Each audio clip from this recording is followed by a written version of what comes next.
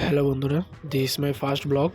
তো আজকে আমি আমার লাইফের কিছু জার্নি দেখাবো তোমাদের। তারপর ব্রাশ নিয়ে চলে আসলাম ফ্রেশ হতে, ঝটফট দাঁতটা মেজে মুখটা ধুয়ে চলে আসলাম ঘরে। তারপর রাতে ভিজিয়ে থাকা লবঙ্গ জল খেয়ে ঘর তালা মেরে চলে আসলাম ঠাকুরের জন্য ফুল তুলতে। তোমরা সবাই দেখতে পাচ্ছ কত ফুল পড়ে রয়েছে। আমার এখানে বেশি ফুল লাগবে না, কটা ফুল নিয়ে চলে আসলাম আমি। কালী মাকে নমস্কার করে বেরিয়ে পড়লাম দোকানের দিকে। দোকানটা আমার বাড়ির থেকে বেশি দূর না, একটুখানি গেলেই চলে আসা যায়। দোকানটা একদমই আমার প্ল্যাটফর্মের কাছেই। তারপর ব্যাগ নিয়ে চলে আসলাম দোকানের কাছে। দেখতে পাচ্ছ এটা আমার দোকান। তারপর দোকান খুলে ভিতরে চলে আসলাম। এসে দোকান পরিষ্কার করে ঠাকুরের বাসন নিয়ে চলে আসলাম ধুতে।